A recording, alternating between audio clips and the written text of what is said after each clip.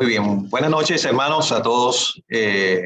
Bueno, les conozco los que estoy viendo. De cara estoy muy agradecido por estar con ustedes. Gracias por la invitación.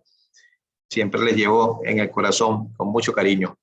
Quisiera, hermanos, invitarlos a leer, por favor, en varias partes de la Biblia, una lectura asociada a la vida de Abraham. Vamos a leer primeramente en Génesis capítulo 12. Génesis capítulo 12, para leer en el versículo 1. En esta sección, el papá de Abraham había muerto en final del capítulo 11, Taré. Previo a la muerte de Taré, uno de los hermanos de Abraham había muerto. Ellos habían tenido ya un movimiento hacia la tierra de Ur. Luego el padre de Abraham muere, dice el versículo 32 del capítulo 11, fueron los días de Taré 205 años y murió Taré en Harán. Ahora sí, capítulo 12 dice, pero Jehová había dicho a Abraham, vete de tu tierra y de tu parentela y de la casa de tu padre a la tierra que te mostraré. Y haré de ti una nación grande y te bendeciré y engrandeceré tu nombre y serás bendición. Bendeciré a los que te bendijeren y a los que te maldijeren maldeciré. Y serán benditas en ti todas las familias de la tierra. Nomás un paréntesis. Este versículo 3, esta bendición y esta promesa sigue vigente hasta el día de hoy. Pues esa nación que Dios formó a través de Abraham sigue siendo el pueblo terrenal de Dios, es la nación de Israel, que aunque se encuentra, podemos decirlo dispensacionalmente, en un descarrío espiritual, y mucho más porque ellos negaron y niegan al Mesías, dieron muerte al Hijo de Dios. Sin embargo, ellos no han dejado de ser el pueblo terrenal de Dios. Entonces, vamos a pasar al capítulo 15, por favor. Este es el capítulo de la promesa o del pacto. Dios ahora está interesado en cumplir sus propósitos, o mejor dicho, su propósito. Siempre cuando hablamos del propósito de Dios a la luz de la palabra de Dios, tenemos que hablar en singular, un propósito, el propósito de Dios. Entonces Dios está queriendo cumplir su propósito en Abraham. Se aparece a él para hacer un pacto con Abraham y pues seguir el cronograma que tenía diseñado para él y también posteriormente para la nación de Israel. Entonces, capítulo 15 dice, después de estas cosas vino la palabra de Jehová a Abraham en visión, diciendo, no temas, Abraham, yo soy tu escudo y tu galardón será sobremanera grande. Respondió Abraham, Señor Jehová, ¿qué me darás siendo así que ando sin hijo? Y el mayordomo de mi casa es ese Damaseno Eliezer. Dijo también Abraham, mira que no me has dado prole, y aquí que será mi heredero, un esclavo nacido en mi casa. Luego vino a él palabra de Jehová diciendo, no te heredará sino un hijo tuyo será el que te heredará. Y lo llevó fuera y le dijo, mira ahora los cielos y cuenta las estrellas, y si las puedes contar. Y le dijo, así será tu descendencia. Ahora ponga su dedo en el versículo 6. Dice, y creyó a Jehová. Y creyó a Jehová y le fue contado por justicia. Y creyó a Jehová y le fue contado por justicia. Entonces, vamos a pasar, por favor, a la carta a los Hebreos. Es la referencia en el Nuevo Testamento a la fe de Abraham, capítulo 11 de Hebreos.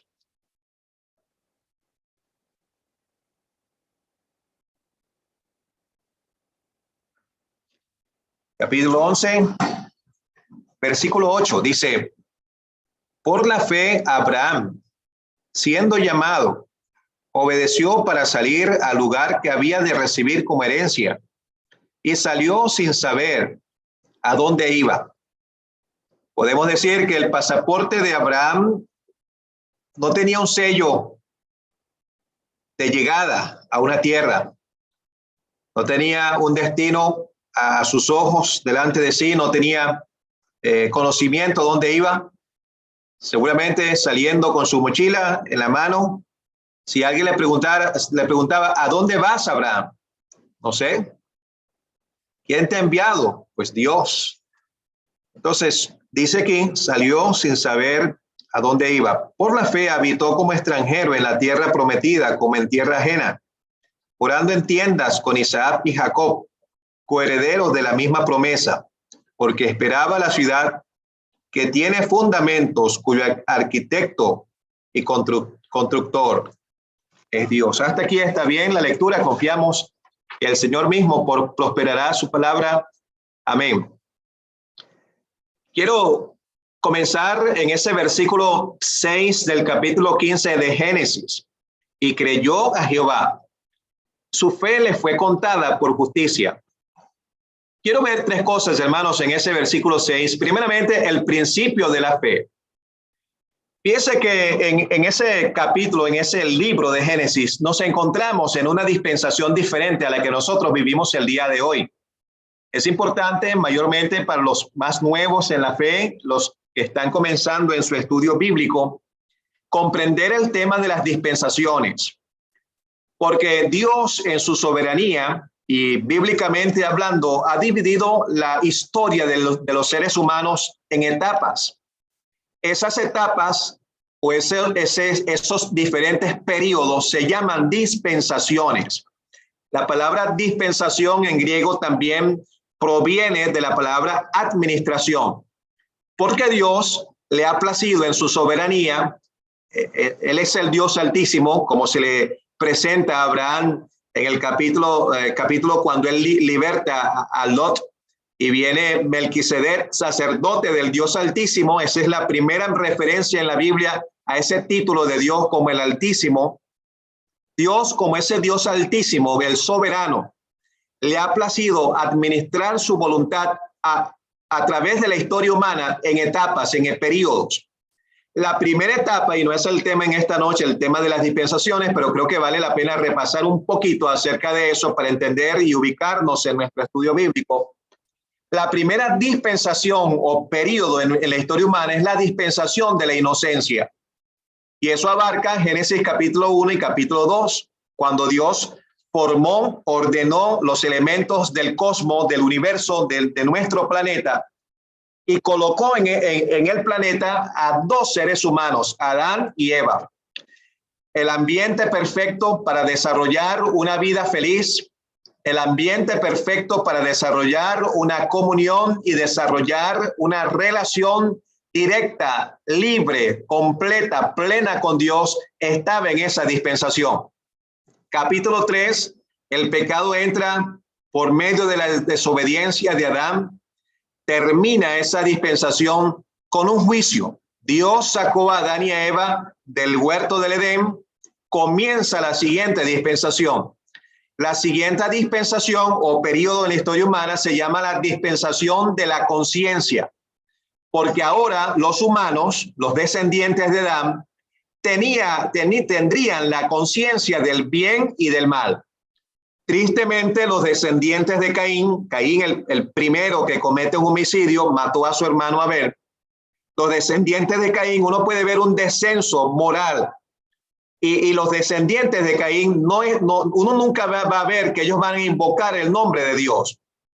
Pero Dios le proveyó un hijo a Adán, donde finalmente en esa línea de descendencia, los hombres comienzan a invocar a Dios. Bueno, rápidamente esa dispensación concluye, pues aparece un hombre en la historia llamado Noé. La maldad de los seres humanos había aumentado tanto, había colmado como si fuese la paciencia de Dios. Y Dios ahora va a juzgar nuevamente al universo. El primer juicio, Génesis capítulo 3. El segundo juicio es un juicio universal a través del diluvio. Entonces, termina esa dispensación con el juicio del diluvio. Dios ahora, después que acaba ese periodo de tormenta, de diluvio, promete y da una evidencia natural a través de un arco iris, que él no iba a volver a juzgar al mundo de la misma manera, y da pie a la siguiente dispensación. La siguiente dispensación es el tercer periodo en la historia humana, se llama la dispensación del gobierno humano, porque en ese periodo de la historia de los descendientes de Noé, aparece por primera vez un hombre que primera vez en la historia está pretendiendo ser rey. Ese hombre se llamó Nimrod. La Biblia dice que Nimrod era un valeroso cazador delante de Jehová, pero esa palabra delante de Jehová no era que era un hombre que estaba viviendo a la luz del temor de Dios. Al contrario, la idea en la versión hebrea da a entender que este hombre estaba contendiendo en contra de Dios. Y cuando dice cazador, no era que estaba con un arco y una flecha cazando jabalíes. Estaba cazando, pues, no sé, corderos y cosas así en el monte. Este hombre estaba cazando seres humanos para hacerlos sus esclavos, porque él quería formar un imperio. Y él formó muchas ciudades. Él es el padre de la ciudad de Babel, y ya ve que Babel es pues la cuna de lo que posteriormente, siglos después, sería el imperio babilónico. Y en esa cuna de paganismo, en esa área, pues usted lee en el capítulo 11, se levantó una torre, la torre de Babel, y termina esa dispensación con otro juicio más, el juicio de la torre de Babel, cuando Dios confunde las lenguas y pues cesa esa obra, porque la pretensión que ellos tenían era hacer una torre que sirviera como un punto de referencia para, en común acuerdo humano, poder rebelarse en contra de Dios y poder adorar a los astros, al horóscopo y tantas cosas, y formarse un solo nombre.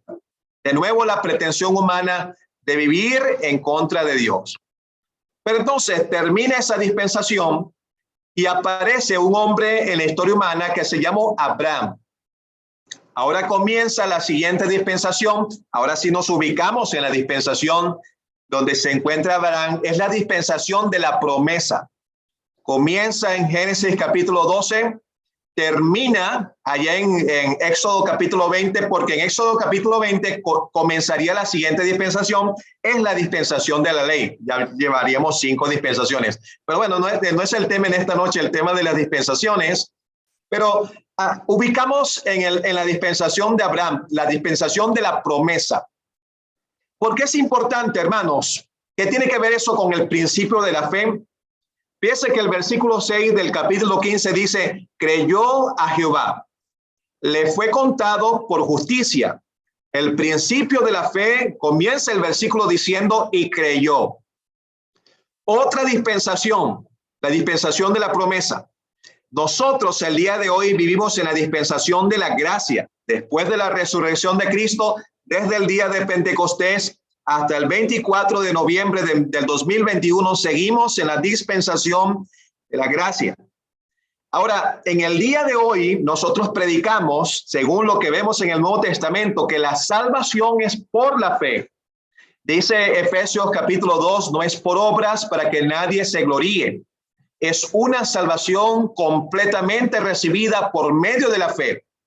El punto que quiero destacar es que sea cual sea la dispensación, desde la dispensación de la conciencia, fuera del Edén, hasta el día de hoy, la dispensación de la gracia, y me atrevo a decir, hasta aún durante la gran tribulación, el mismo principio se mantiene.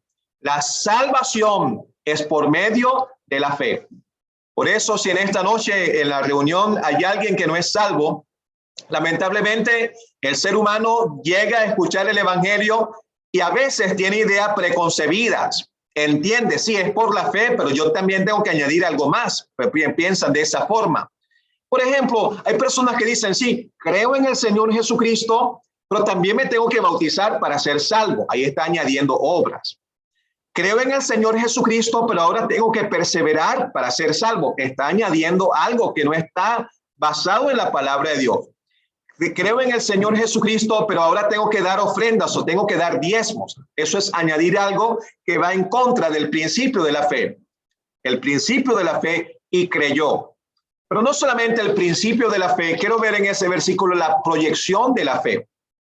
Porque ¿qué dice el versículo? Creyó a Jehová. Entonces, en cualquier dispensación, nomás enfatizando el punto, en cualquier dispensación, para cualquier persona, en cualquier circunstancia, en cualquier momento, se es salvo por medio de la fe. Pero la proyección de la fe, creyó a Jehová. Ahora, no es mi fe que salva, es la fe que está enfocada, que está descansando, que está proyectándose en la persona y en la palabra de Dios. ¿Cómo comienza el capítulo 15? Dios está hablando con Abraham. ¿Y qué creyó Abraham? No dice creyó en Jehová. El versículo dice creyó a Jehová. Entonces, de nuevo, lo que nosotros predicamos a través del evangelio, la salvación descansa en la palabra de Dios.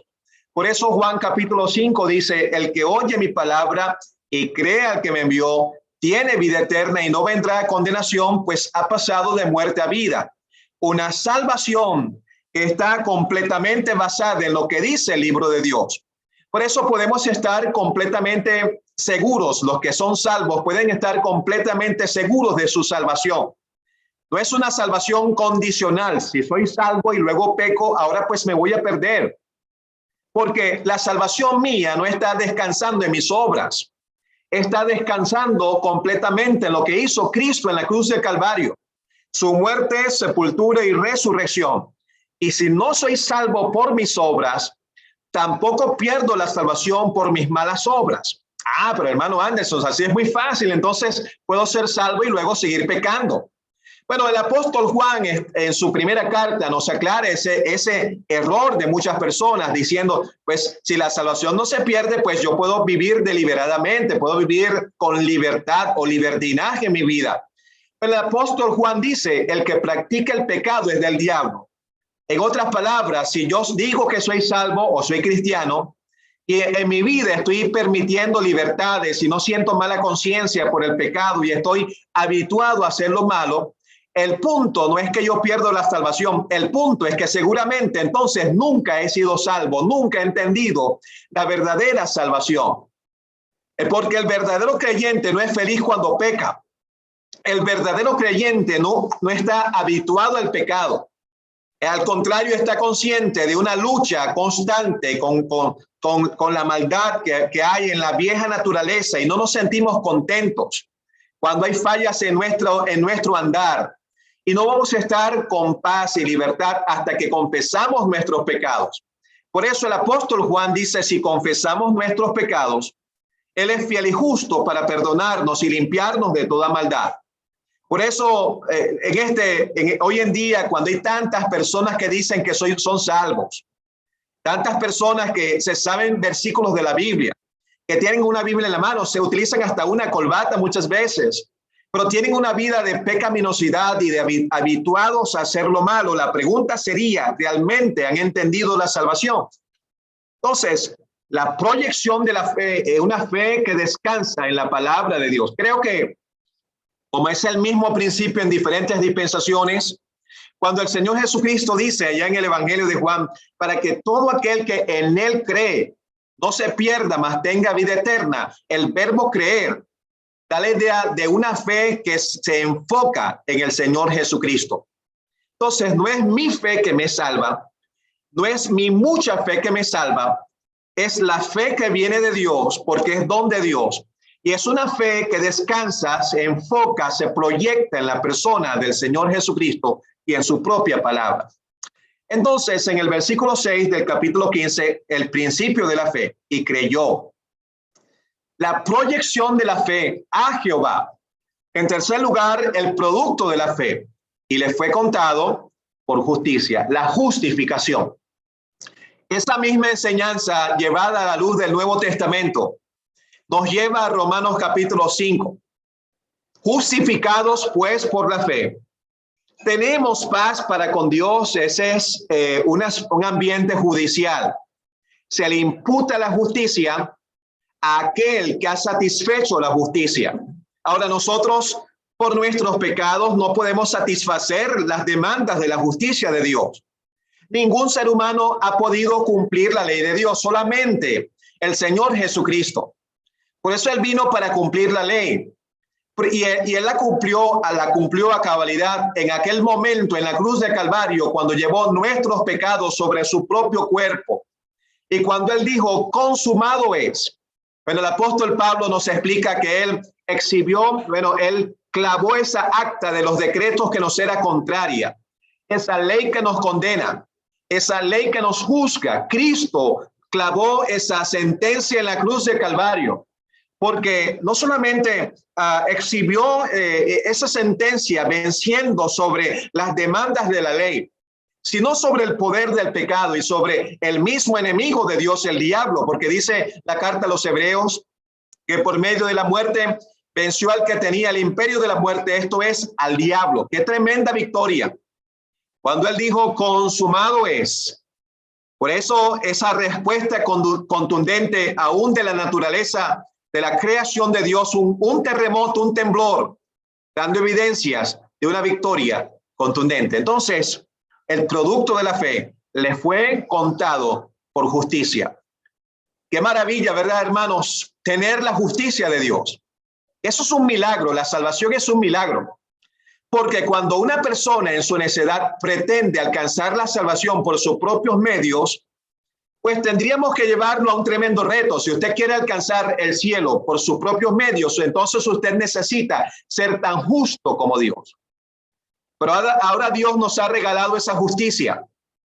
Nos ha regalado el privilegio de tener un perdón completo, de ser declarados justos, no por nuestras obras, sino por la fe en aquel que pagó por nuestra justificación, el producto de la fe. Por eso podemos descansar. Por eso Romanos capítulo 8 al final dice, ¿quién nos separará del amor de Cristo? La salvación no se pierde, la salvación es segura porque tenemos una tremenda justificación. Estamos disfrutando ahora de la naturaleza de Dios. Dios es justo y ahora nos ha impartido de esa naturaleza de justicia en nosotros.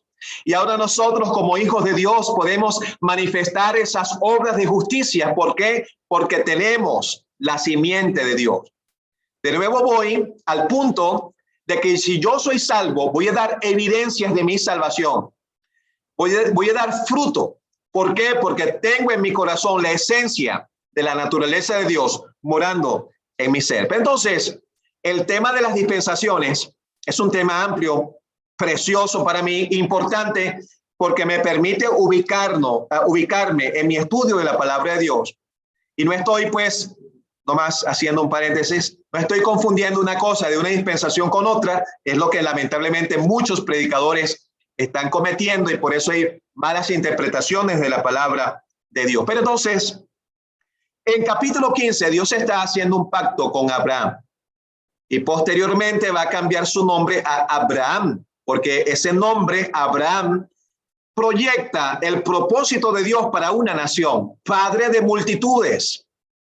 Ahora, cuando hablamos de dispensaciones, estamos hablando realmente enfocando la responsabilidad humana. ¿Por qué cada dispensación culmina con un juicio? Porque precisamente la historia humana está marcada y está manchada por nuestras debilidades, por nuestros fracasos. Aún la dispensación de la ley termina con un juicio y ese juicio fue efectuado en la cruz del Calvario. Cuando Dios juzgó sobre su amado Hijo la carga de nuestros pecados, la responsabilidad humana. Pero capítulo 15 de Génesis, encontramos un pacto de Dios. Ahora, en la Biblia hay varios pactos. Ya le hablé acerca de 5 dispensaciones y todavía quedan 2, ¿verdad? Ahora, en la Biblia hay varios pactos. No les voy a mencionar los pactos, se los voy a dejar de tarea. Capítulo 15, el pacto con Abraham. En las dispensaciones vamos a ver la responsabilidad humana. Pero en los pactos de la Biblia vamos a ver la disposición de Dios. Dios interesado en pactar con los humanos, en cumplir sus propósitos, en mostrar su voluntad, en revelar su palabra por medio de pactos. Y Abraham tuvo ese privilegio de que Dios hiciera un pacto con él, de que le ratificara su propósito de formar una nación. Ahora, hermanos, de manera muy superficial, quiero hablar acerca de tal vez 5 o 7 cosas acerca de Abraham. Primeramente, quiero ver a Abraham el peregrino. Qué interesante, ¿verdad? Capítulo 12 comienza con el llamado de Dios. Ahora, previo al llamado de Dios, Abraham está sufriendo algunas cosas que marcarían su vida. Vamos a ubicarnos. Ellos vivían en la región de Mesopotamia. Esa región es el oriente del Golfo Pérsico, más o menos para que usted se ubique cerca o alrededor de lo que hoy en día es el país de Irak. Por ahí más o menos estaba esa región de Mesopotamia. Era una región de mucho paganismo. De hecho, la familia de Abraham, de su papá Taré, eran personas idólatras. Abraham no era un hombre, no era un superdotado, porque algunas veces, y mayormente quisiera animar a mis hermanos más jóvenes, porque algunas veces pensamos que para servir al Señor hay que ser como un superdotado. Y algunos piensan que pues necesito tener un coeficiente intelectual o un grado de espiritualidad mucho más o superior. Pero Dios llamó a Abraham a pesar de que él no venía de la mejor familia, de que él no estaba viviendo en el mejor ambiente. Él vivía en un ambiente corrompido. Él vivía en un ambiente idolátrico y Dios le iba a sacar de ese ambiente. Ahora eso concuerda con el milagro de la salvación aún en el día de hoy. El apóstol dice a los tesalonicenses, él les está alabando y dice, ¿cómo os convertisteis de los ídolos para servir al Dios vivo, al Dios verdadero? La verdadera conversión. Dios está llamando a un hombre para llevarlo a la verdadera conversión, a dejar los ídolos, a dejar su parentela, a dejar su familia, y ahora les va a mostrar una tierra prometida. Pero ¿cómo comienza la historia de Abraham? Primero muere su hermano, muere su papá. Ahora, yo no sé, la Biblia no lo dice, pero probablemente Taré, no sé, estaría recibiendo cierta revelación de parte de Dios, como si fuese Dios ordenando las circunstancias. No estoy diciendo que Taré recibió una revelación, pero llama la atención, ya Taré está comenzando a peregrinar. Pero su peregrinaje no duró mucho más. Él muere. Después de la muerte de su papá, de Taré, Dios ahora sí se va a enfocar en Abraham. Y dice la Biblia, capítulo 12, que Dios llama a Abraham y le dice, vete de tu tierra, de tu parentela, a la tierra que te mostraré. Desde ese momento comienza una vida de peregrinaje. Por eso Hebreos capítulo 12 dice que moró como extranjero. Pero usted va a ver verbos como salir, él salió, moró, habitó. ¿Por qué? Porque Abraham era un verdadero extranjero. ¿Se acuerdan cuando dije en la dispensación del gobierno humano? Ahí estaba Nimrod queriendo ser un emperador. Él logró ser el primer emperador. Él estaba formando ciudades. Él quería hacer edificaciones grandes con murallas y algo así como la gloria que tuvo Babilonia. Ese era el empeño de Nimrod. Pero aquí está Abraham, distinto, el contraste. Abraham llegó a ser un hombre poderoso, muy rico. Lo vamos a ver en el segundo punto. Estamos hablando de Abraham como el peregrino. Pero a pesar de que Abraham llegó a ser poderoso económicamente, este hombre nunca perdió de vista el aspecto de su peregrinaje. Siempre moró en tiendas. Él no se quedó en un lugar para formar una ciudad. Él lo podía hacer. Él tenía dinero, capacidad, tenía un ejército, tenía una gran familia, tenía muchos bienes. Pero Abraham siempre mantuvo en cuenta que Dios le había llamado para ser un peregrino. Y moró siempre como extranjero. Y hermanos, creo que este punto aplicativamente, de manera muy sencilla, es tan importante para nosotros y especialmente en esta pandemia. Porque estos creyentes que lamentablemente no se pueden congregar como lo hacía antes, que ya no hay reuniones tan consecuentes o de manera ordinaria como antes se hacía.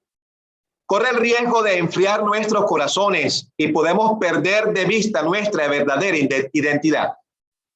Que nos sintamos cómodos estando en casa, conectándonos en Zoom o en Facebook, en YouTube. Ahora, estamos tan agradecidos por estos recursos tecnológicos que hubiese sido de esta pandemia si no tuviésemos el Zoom o estos recursos que Dios ha permitido en este preciso momento para poder conectarnos y refrescarnos con la palabra de Dios. Pero no olvidemos el riesgo de que nuestro corazón se conforme con eso. Y la otra vez estaba con una asamblea en Chile conectado y los hermanos me estaban diciendo pues el ánimo que tienen algunos de que después que acabe la pandemia, decían los hermanos, o bueno, un hermano estaba comentando, sería bueno, decía él, bueno, seguir con las reuniones en Zoom también, las reuniones en el local y tal vez una vez a la semana para que sigamos conectándonos, decía él. Pero eso sería bueno en el sentido de que, imagínense, yo estoy en Mérida, ustedes están en Ciudad de México y si no hubiese sido por esto, no nos hubiésemos conectado esta noche. Pero el riesgo para algunos, no estoy diciendo para todos, el riesgo para algunos creyentes es que puedan conformarse. Y si no voy a la reunión el martes, no pasa nada, ahí va a estar la reunión de Zoom.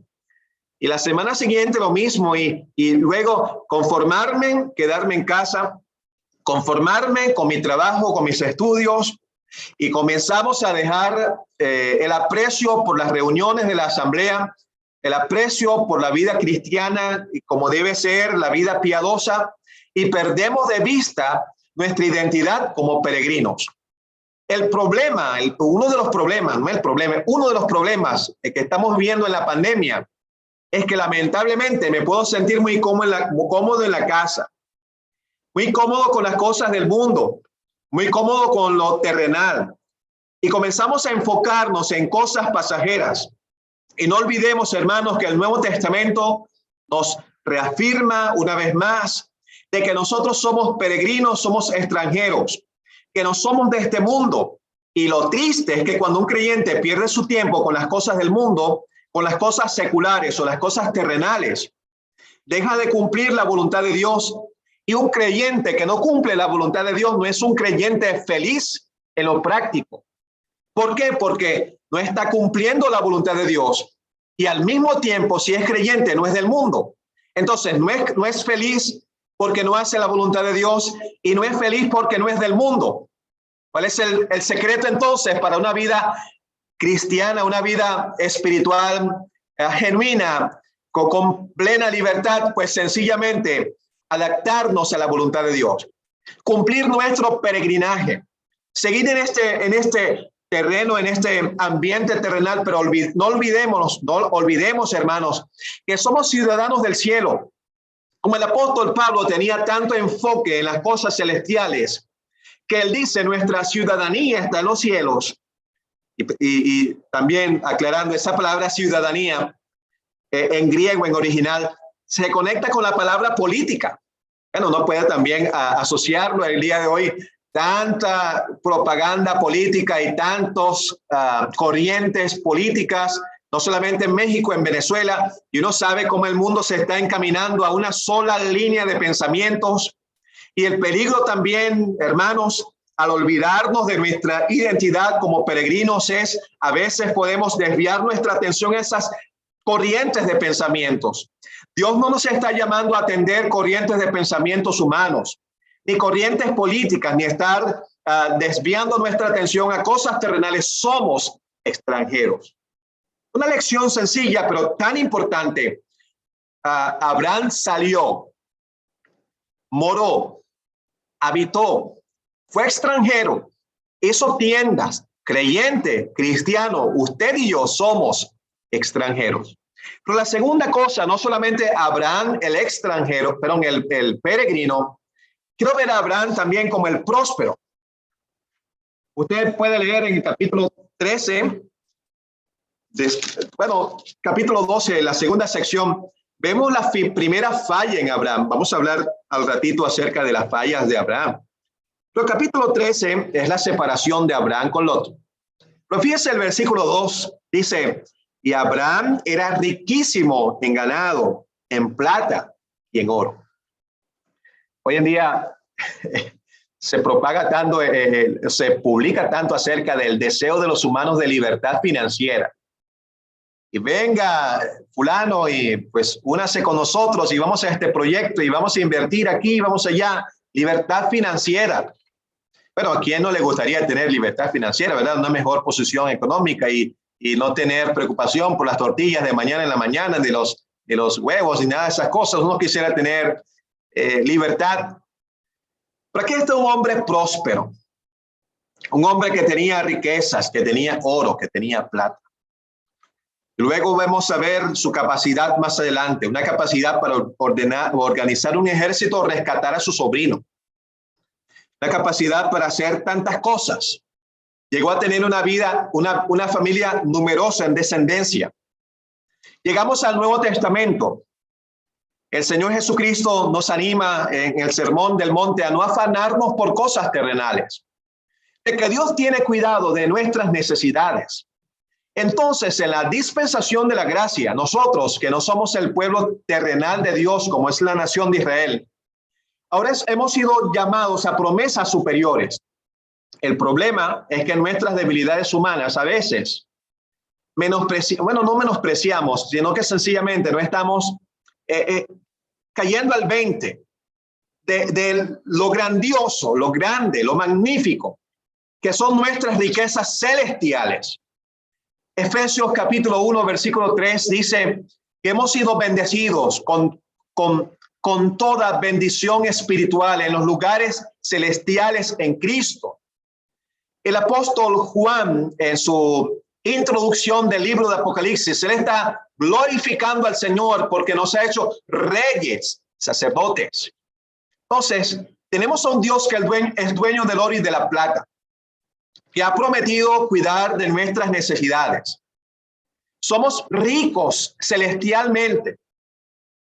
Y el tiempo que pasemos aquí, y el que pasemos incomodidades o necesidades o diferentes circunstancias, es tan poquito comparado con todas las riquezas y la gloria que Dios tiene preparado para nosotros en el cielo. Somos prósperos. Ahora, eso no es la prosperidad que lamentablemente se está propagando en el mundo pseudo cristiano o cristiano el día de hoy. Eso de que, bueno, somos hijos de rey, merecemos riquezas. Así que decláralo. Declara que tienes riquezas y pues Dios tiene que darte porque es la promesa. Hermano, sí, él ha prometido, pero nuestras promesas son celestiales, apuntan a lo celestial. Lo que él ha prometido es proveer para lo necesario. Ahora vemos a Abraham el próspero. Dios quiere que nosotros aprendamos a confiar y a disfrutar de nuestra prosperidad espiritual. Que tengamos ahora sí una vida espiritual próspera, en crecimiento, como aquella semilla que creció a 30, a 60, a 100 por uno. Que podamos crecer y ser prósperos en el servicio cristiano, en la esfera que Dios nos ha permitido cumplir nuestro servicio. El Señor nos guarde a estar pues poniendo la mira solamente en lo terrenal y olvidarnos del aspecto espiritual. Pero Abraham el peregrino, Abraham el próspero, capítulo 14, Abraham el poderoso. Ahora, bueno, ya usted conoce la historia. Estoy confiando de que la mayoría conoce la historia y si no, pues la tarea sería leer la historia de Abraham desde el capítulo 12 en adelante cuando termine esta reunión y les serviría para tener un dulce sueño esta noche. Pero bueno, Lot, que lamentablemente tomó la peor decisión de su vida, mirando la llanura y lo mejor, dejándose de guiar por sus instintos y su visión, sus emociones, y pues para lo que para él era un proyecto exitoso, tomó la decisión equivocada. Posteriormente, pues en una batalla, una coalición de naciones, por así decirlo, Lot es capturado. Y ahí está Abraham, tomando consigo un ejército, el poder para batallar. Y este hombre, que capítulo 12, pues se ve saliendo de su familia. Capítulo 13 se ve teniendo riquezas en oro y ahora oro y bienes materiales. Ahora vemos a un hombre batallando. Una batalla. Es decir, Abraham, Dios le llama. Pero el hecho de tener un llamado de Dios no significa que el asunto iba a salir color de rosas. No significa que nunca iba a tener una batalla. Y es preocupante porque muchas veces hay personas que vienen a la asamblea o vienen a la reunión cristiana y quieren ser salvos, pero muchas veces es porque dicen, me quiero librar de todos mis problemas. El problema es que usted se libra del problema del pecado, pero ahora tiene un problema no tan serio como el pecado, pero problemas va a tener. Porque la vida cristiana es una vida de constante batalla. Y aquí está Abraham librando a su sobrino, librando a una cantidad de personas, siendo bendecido por Dios a través de Melquisedec y pues recibiendo una tremenda bendición. Pero Abraham el poderoso, un hombre que podía pelear. Aplicativamente en el Nuevo Testamento, el apóstol Pablo nos recuerda en la carta a los Efesios que nuestra lucha no es contra carne ni contra sangre. Tenemos una lucha espiritual. Tenemos una batalla que librar. Y ahí está pues Abraham conservando el valor de las almas, salvando a las personas, librándolas del peligro y de la cautividad. Pero él ahora estaba confiando en el poder que Dios le estaba dando. Allá en la carta a los Efesios, el apóstol Pablo nos anima a tomar toda la armadura de Dios. Es una armadura capaz, es una armadura completa, es una armadura que tiene todos los elementos y todos los recursos para que podamos enfrentar la batalla diaria. Una batalla contra el diablo. Son las huestes espirituales de maldad, ordenadas, capacitadas y precisamente completamente alineadas para atacar su vida, querido hermano y hermana, para desanimarle, para hacerle ceder ante nuestro anhelo de agradar a Dios, para hacernos deslizar. Una batalla diaria contra las cosas del mundo. Una batalla diaria con nuestra propia carne. El apóstol Pedro nos recuerda de la batalla, de esa batalla, las pasiones carnales, que batallan contra el alma. Pero aquí está Abraham teniendo el poder. ¿Dónde está el poder para nosotros poder librar esa batalla? Bueno, en esa misma carta a los Efesios, me encanta la carta a los Efesios, el apóstol Pablo ya en el capítulo 1, él habla de la súper eminente grandeza del poder de Dios que operó en Cristo, resucitándole de los muertos, sentándole a la diestra en la majestad en las alturas. ¿Qué quiere decir el apóstol Pablo? Él está anhelando que los creyentes en Éfeso conocieran ese amor. Lo que el apóstol Pablo está diciendo, que ese mismo poder que operó en Cristo al resucitarle de los muertos es el mismo poder que está disponible en el día de hoy para cada uno de nosotros y podamos librar la batalla cristiana día tras día. Tenemos un tremendo recurso, el poder de Dios, que con mis propias fuerzas nunca voy a poder vencer. Tengo el poder de Dios, tengo la armadura de Dios, tengo la palabra de Dios. Con razón el apóstol Pablo en otra oportunidad dice, todo lo puedo en Cristo que me fortalece. Podemos recibir fortaleza diaria, ánimo, valor para seguir adelante. Al diablo debemos resistir. Pero la carne, pues tenemos que huir. Ahora, eso no es, hay que tener cuidado. A veces nosotros como creyentes podemos sentirnos como fuertes y querer coquetear con el pecado y pensando que podemos nosotros librarla y salir airoso. No. Humanamente hablando, somos débiles. Tenemos que aprender a huir de las cosas que afectan mi carne, mis deseos, mis pasiones.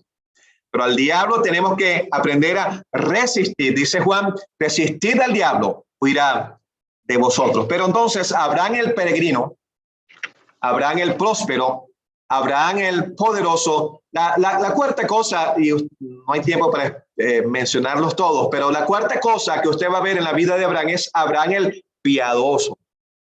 Desde el capítulo 12 hasta el final de su vida, un hombre que edificó altares. Qué precioso, hermanos. Lo primero que hace Abel es ofrecer un sacrificio de sangre a Dios.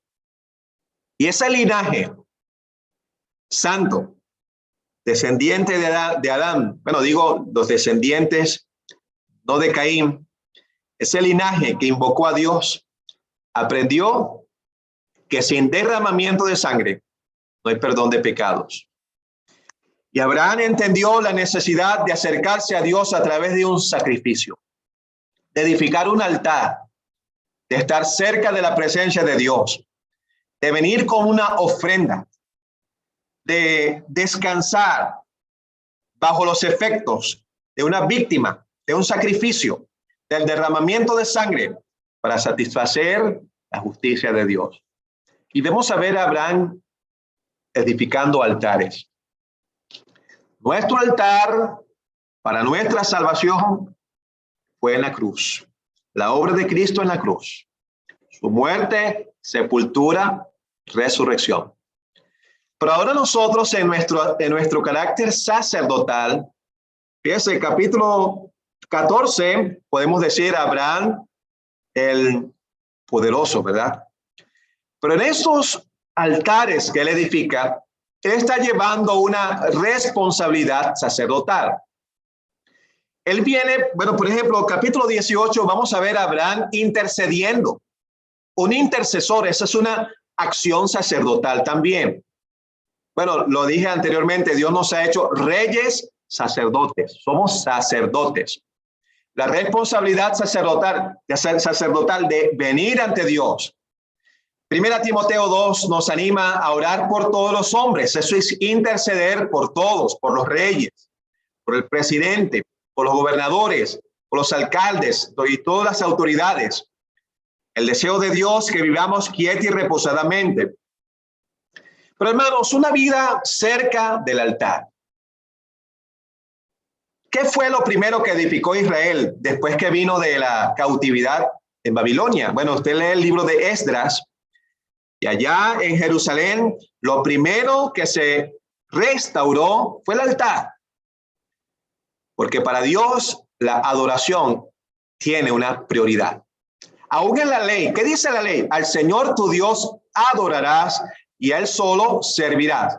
La prioridad, la adoración, y el producto de esa adoración es el servicio. Pero lamentablemente podemos descuidar el altar. Y uno piensa en ese tiempo devocional, ¿verdad? A veces en la casa, entre familias, lo que comúnmente llamamos, no es una expresión completamente bíblica, pero es algo precioso, el altar familiar. ¿Cuándo fue la última vez, hermanos, que usted leyó la Biblia con sus hijos? Ahí en la casa, tal vez después de una comida. No necesita hacer un estudio bíblico de 1 hora y pues un ministerio, un sermón muy largo. Sencillamente abra su Biblia, lea un pasaje, tal vez un comentario, tal vez un coro y una oración con la familia, estimulando el tiempo devocional. Una vida cerca del altar. Una vida cerca del Calvario. Abraham el piadoso, un hombre que está manifestando la vida de Dios, que está confiando en la promesa de Dios, el piadoso. Pero el tiempo corre, hermanos. La quinta cosa, Abraham el padre.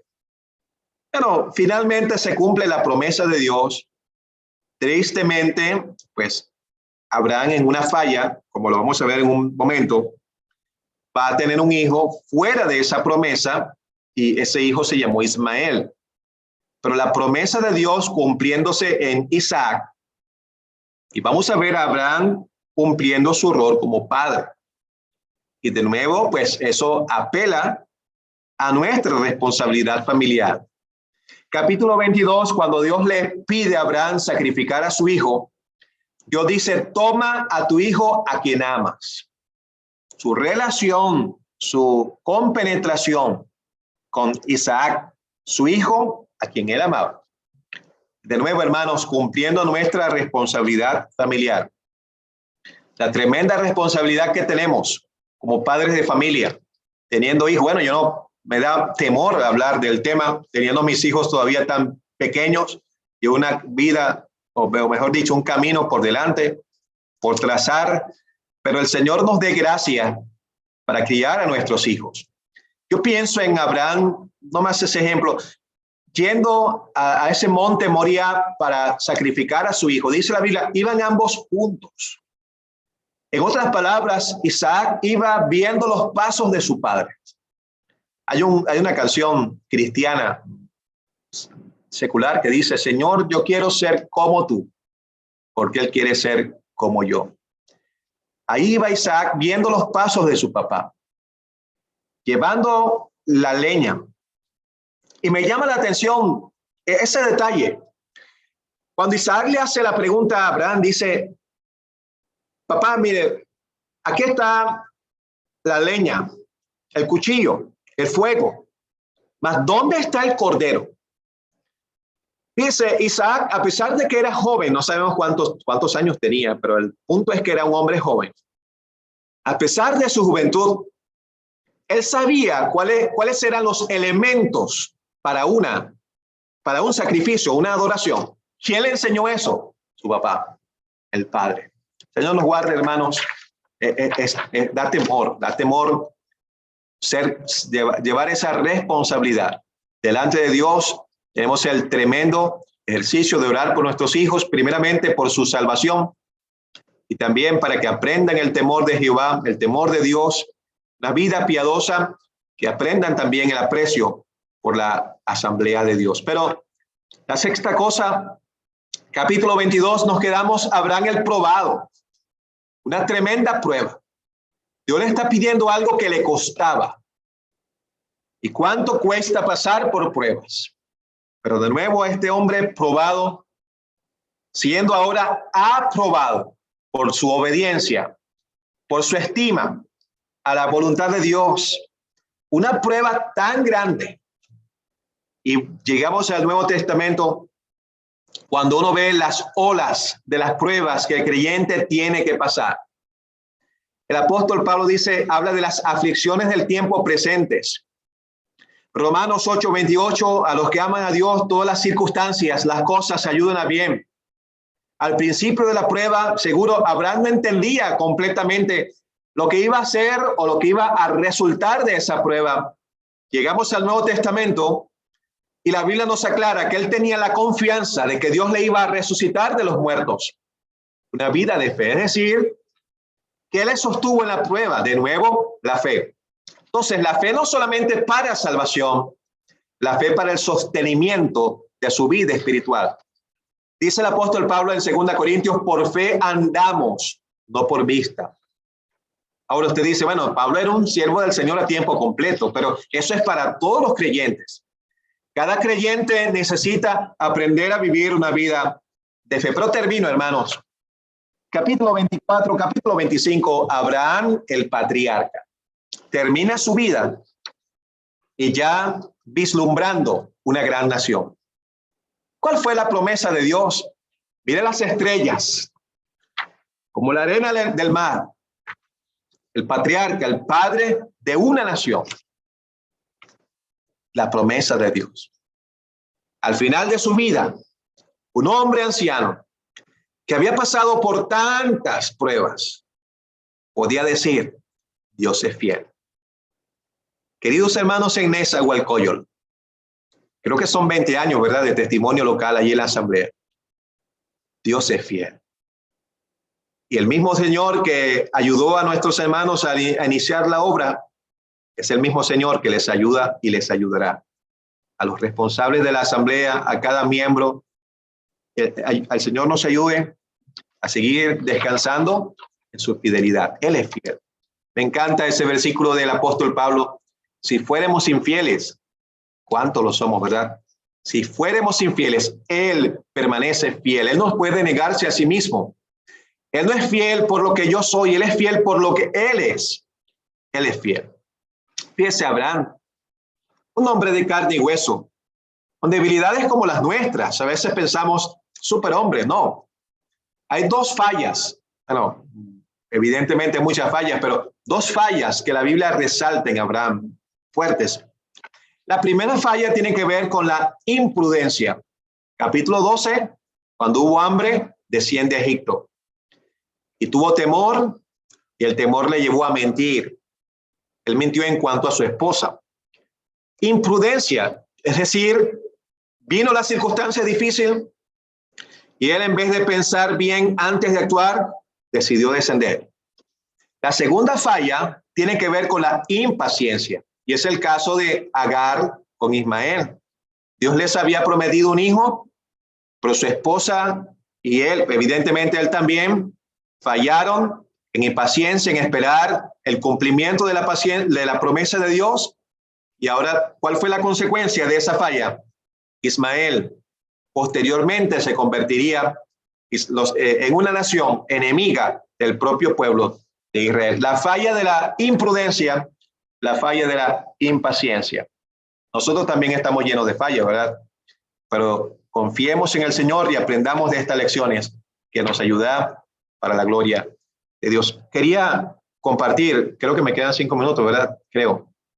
Quería compartirles, hermanos, si me permite un momentito, había dicho que no iba a compartir, pero quería aprovechar de compartirles algunas fotitos.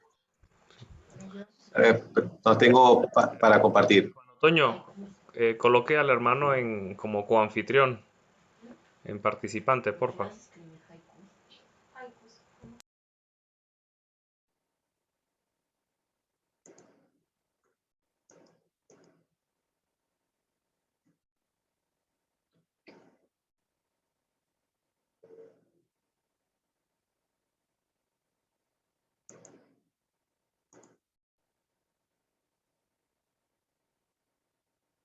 Ahora sí. Gracias, hermano. Quería aprovechar, hermanos, de compartirles un poquito acerca de nuestro viaje que hicimos desde Monterrey hasta Mérida. Algunas pequeñas fotos, no es algo muy extenso, nomás para estimularlos a la oración por la obra del Señor acá. Bueno, como ustedes saben, las despedidas nunca son muy alegres, ¿verdad? Después de casi 6 años en Monterrey, sirviendo al Señor allí, en su gracia, el Señor permitió la asamblea siendo establecida hace 2 años y llegó el tiempo de decir adiós. Pues habíamos estado orando por un tiempo, creo que casi 2 años, orando, buscando la voluntad del Señor, y el Señor durante esta pandemia nos permitió ver pues la oportunidad y la puerta abierta para venir a Mérida, en el estado de Yucatán. Entonces, después de algún ejercicio, tuvimos convicción de que el Señor nos estaba llamando para venir ahora a trabajar en Mérida. Entonces, como ustedes saben, pues mis hermanos mexicanos conocen mejor que yo la geografía de su país. Desde Monterrey hasta Mérida son unos 2.200 kilómetros por tierra. En avión serían 2 horas, pues por tierra serían unas 26 horas de camino. Bueno, tomamos la vía más difícil, pues venirnos por tierra, pues tendríamos que traer algunas cositas en nuestra camioneta. Entonces, directamente, si uno hiciera el viaje sin paradas, desde Monterrey hasta Mérida serían unas 26 horas. Evidentemente, lo tuvimos que hacer por etapas para pues, poder descansar y también hubo la tremenda oportunidad de visitar a personas para hablar del Evangelio, como lo van a ver. Entonces, nada más como referencia y oración, Yucatán, según la información del gobierno local, hay más o menos unos 2.400.000 habitantes. Estoy hablando de todo el estado de Yucatán. Aparte de Mérida, una cantidad de ciudades y pueblos alrededor. En viajes pasados habíamos evangelizado en Mérida y también en Puerto Progreso. Puerto Progreso está como a 20 minutos por carro de la ciudad de Mérida y está allá pues ya la mera costa y en la playa. La ciudad de Mérida pues tiene cerca de 1 millón de habitantes, como decía nuestro hermano Toño al principio, muy distinto a Monterrey, tanto en población, el ritmo de vida distinto y pues para nosotros, como le decía a unos hermanos, significa como cambiar de país, acostumbrarnos a cosas nuevas, las señales de tránsito y todo lo que, hasta la manera como se conduce en Mérida, muy distinto a cómo se conducía o cómo conducía en Monterrey. Bueno, aquí está el mapa digamos, la mancha urbana de la ciudad de Mérida. El punto rojo es donde rentamos una casita para vivir y pues iniciar las labores de evangelización. Entonces estamos viviendo al noreste de la ciudad de Mérida. Así que si pega un huracán, por aquí se va a sentir bastante. Bueno, dicen que se siente más hacia el noroeste, donde llega más, está un poco más poblado hacia arriba, un poquito más cerca de lo que es la playa. Entonces, bueno, como les comentaba, 2.200 kilómetros de distancia por vía terrestre. Entonces, entre las paradas, la primera parada que hicimos, la hicimos en la ciudad de Altamira y Tampico. Está en Tamaulipas, el estado de Tamaulipas, como a 6 horas de Monterrey. Ahí nos recibió una familia que son, bueno, la señora Marta es hija de don Eduardo. Don Eduardo era un creyente en Monterrey que ya partió para estar con el Señor. Marta y su esposo son creyentes, aunque no se congregan bueno, realmente no hay asamblea en esa área, y con buena disposición de recibirnos, y aprovechamos de compartir el evangelio esa tarde, allí, digamos, un pequeño convivio, y platicamos un poco de la palabra del Señor. Y interesante, pues, sobre todo el esposo de Marta, él se llama Sergio, es el que está ahí a mi lado, al lado de la foto. Él tiene muchas inquietudes acerca de temas doctrinales y apreciamos pues las oraciones por ellos. Luego hicimos un desvío y en vez de seguir hacia Veracruz, fuimos hacia el estado de San Luis, al ejido de Choloco en San Luis Potosí, porque allí vive la mamá de una hermana de Monterrey. La hermana Adela vive en el poblado de Choloco. Tampoco hay asamblea en ese sector. Sin embargo, la hermana Adela fue salva desde adolescencia, con un testimonio interesante. Y pues al llegar allí nos sorprendió al día siguiente que no la vimos en la tarde. ¿Dónde está la hermana Adela? Resulta que había salido por la comunidad de ahí en el sector a buscar personas y a reunirlas en la casa para hablarles de la palabra del Señor. Interesante que muchas de estas personas tienen su dialecto indígena, pero también pues entienden el español, y pues pudimos anunciar el evangelio una tarde a los que estaban ahí presentes, y al día siguiente volvimos a Tampico para prepararnos para nuestra tercera parada, que fue ahora sí en la ciudad de Veracruz, donde pudimos visitar a los hermanos en la asamblea en Veracruz. Tuvimos en 2 oportunidades en la reunión. Ellos tuvieron reunión, bueno, aprovecharon la visita para tener una reunión el día jueves presencial, y luego el día domingo, después de la Cena del Señor, se pudo tener la oportunidad de predicar el evangelio, pero de dar ministerio de la palabra del Señor. Entonces, ya desde Veracruz hasta Mérida, directo son unas 13 horas, más o menos comparadas. Llegamos en unas 15 horas y pues llegamos ya hace prácticamente un mes que llegamos a la ciudad de Mérida. Estas son algunas fotos de las actividades que se han hecho de evangelización en algunos sectores de la ciudad de Mérida. Pues es una obra que está, digamos, comenzando de cero. Estamos en las labores de evangelización, haciendo contactos, y pues la idea en esta etapa, algo así como lo que hicimos en Monterrey, los primeros meses, el plan es visitar varios sectores de la ciudad. Como es una ciudad no tan grande, o digamos no tan grande como Monterrey o como Ciudad de México, pues es la vía, el traslado no es tan difícil, entonces nos va a permitir ir a varios sectores para evangelizar. También queremos hacer un esfuerzo mucho más aquí alrededor de nuestra casa. Es una colonia donde creemos que hay muy buen potencial para trabajar también.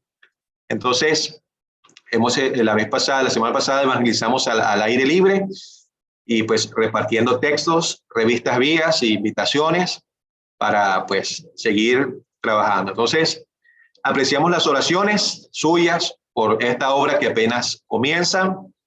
Hay varios propósitos, proyectos en la mente para días futuros en la voluntad del Señor. Seguimos con la clase bíblica de niños el El día sábado, el hermano Alejandro nos ha apoyado muchísimo, apreciamos mucho la ayuda, pero bueno, quería compartir esta foto con ustedes para estimular los hermanos a la oración por la obra del Señor en la ciudad de Mérida, y pues una obra que está apenas iniciando. Creo que podemos terminar con una oración, ¿verdad? Vamos a orar. Padre, te damos gracias por tu ayuda en esta hora de ministerio. Entendemos la necesidad de estar siempre pegados a tu palabra, a estos principios que son elementales y sencillos, pero tan necesarios reafirmarlos cada día en nuestro peregrinar. Gracias por el ejemplo de Abraham, porque él estaba poniendo su mirada en una promesa, en una tierra mejor. Y ayúdanos, oh Dios, a tener en mente que somos de una patria celestial. Gracias porque sin duda muy pronto escucharemos el llamado para subir a las nubes, recibir al Señor en el aire. Bendice a nuestros hermanos. Pedimos de nuevo que les ayudes en estos días y los preparativos para la conferencia virtual. Y pues a ti nos encomendamos en el nombre de nuestro Señor Jesucristo. Amén.